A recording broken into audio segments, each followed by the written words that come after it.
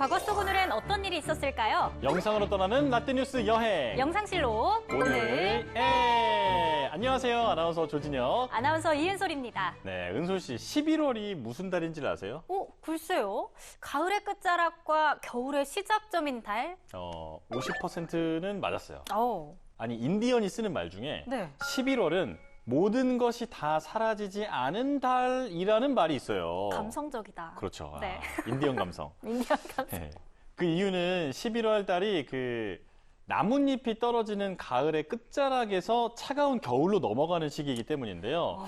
이 남아있는 가을의 어떤 따뜻한 희망을 마무리하고 또 네. 새로운 달을 준비하자라는 뜻이 담겨 있다고 합니다.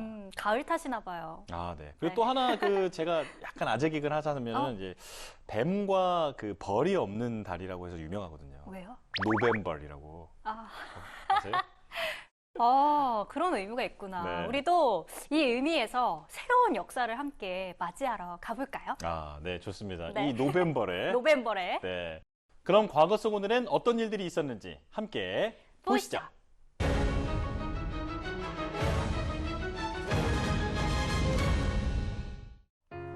달개의 모가지를 비틀어도 새벽은 온다. 나는 잠시 살기 위해서 죽는 길을 택하지 않고 잠시 죽는 것 같지만 영원히 사는 길을 택할 것이다. 많은 어록을 남긴 제14대 김영삼 전 대통령. 2015년 11월 22일 김영삼 전 대통령이 서거했습니다.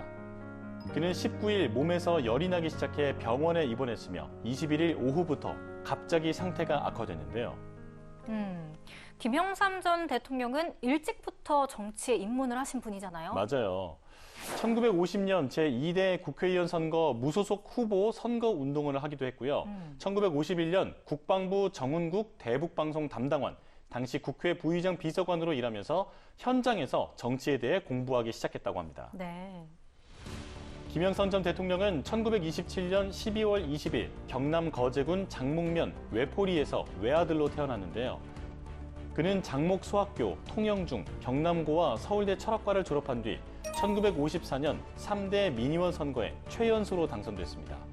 당시 제1대 대통령이었던 이승만의 장기 집권을 위한 4.4 개헌이 통과되자 이에 반발했고 민주당으로 당적을 옮겼는데요.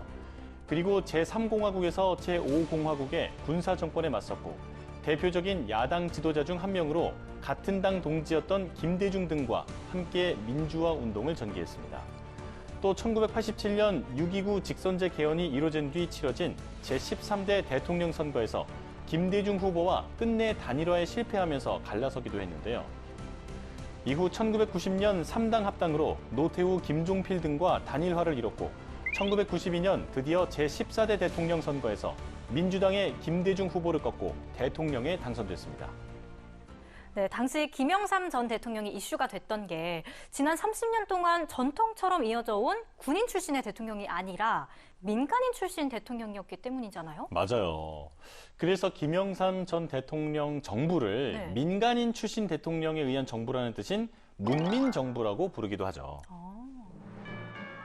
한편 김영삼 전 대통령은 재임 중 역사 바로 세우기를 내걸고 12.12 군사 쿠데타 혐의로 전두환, 노태우 씨를 구속했습니다. 그리고 군사조직인 하나회 척결 등 숙청 작업을 시행했고 부동산 및 금융실명제와 지방자치제를 전면 실시하기도 했는데요.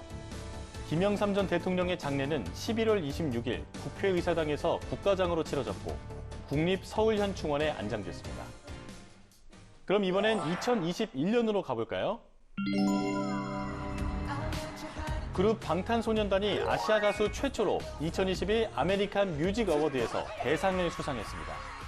그래미 어워즈, 빌보드 뮤직 어워즈를 포함해 미국의 3대 음악상이라고 불리는 아메리칸 뮤직 어워즈는 1974년 첫 시상을 하면서 그 역사가 시작됐는데요. 수상자는 판매량, 에어플레이, 스트리밍, 차트 등을 기준으로 각 분야별 가장 성공한 아티스트들에게 주어졌습니다. 역대 수상자로는 TLC, 마돈나, 저스틴 비버, 가스 브룩스 등이 있었는데요. 2005년까지는 음악산업 종사자의 투표에 의해 수상자가 정해졌지만 2006년부터는 판매량, 차트 순위 등 기준을 충족하는 후보를 선정한 뒤에 대중투표로 수상자를 결정했습니다. 와, 아시아 최초 대상 수상자가 방탄소년단이라니. 방탄소년단이 우리나라 최초, 또 아시아 최초의 타이틀이 굉장히 많잖아요. 맞아요. 역사를 쓰고 있습니다. 맞아요. 이 방탄소년단의 대상 수상 이후 이 2022년부터는 AMA에서 3대 미국 대중음악상 중 처음으로 K-팝상을 신설하기도 했습니다. 와, 정말 대단하네요. 맞아요. 당시 방탄소년단은 한국 대중음악사의 새로운 페이지를 장식했는데요. 아메리칸 뮤직 어워즈 시상식 중 3개 부문 후보에 올랐고 후보에 오른 모든 부문에서 트로피를 거머쥐었습니다. 그리고 아리아나 그란데, 드레이크, 테일러 스위프트 등 쟁쟁한 팝 가수들을 제치고 아시아 가수가 최초로 아메리칸 뮤직 어워즈에서 대상을 수상한 건데요. 방탄소년단은 이 외에도 영어곡 버터로 페이보릿 팝송상을 받았고 3년 연속 페이보릿 팝 듀오 그룹상을 수상했습니다. 이뿐만 아니라 11월 22일에는 또 다른 역사도 많았는데요. 1999년에는 선동열 선수가 은퇴했습니다. 선동열 선수가 그 리그를 지배했던 대투수로 알려진 분이죠? 그럼요. 선동열 선수는 현역 시절에 국보, 또 무등산 폭격기라고 불렸는데요. KBO 리그 초창기 리그를 말 그대로 지배했던 대투수로 압도적인 실력으로 KBO 리그 최고의 선수로 평가를 받고 있습니다. 그래서 그의 은퇴가 더 안타까운 것 같습니다. 네. 그는 노이트 노론에 이어서 1982년 세계선수권 재패, 1985년 프로에 입문해 넘버원의 자리를 놓치지 않았는데요. 국내에서 11년 동안 MVP 3차례, 다승왕 4차례, 방어율 1위 등을 기록했고 국내 무대 통산 146승 29 완봉승과 탈삼진 1698개를 기록했습니다. 이후 1996년 일본에서 활동을 했고 3년 뒤에 은퇴했죠. 네. 또 1963년에는 영친왕이 56년 만에 환국했습니다.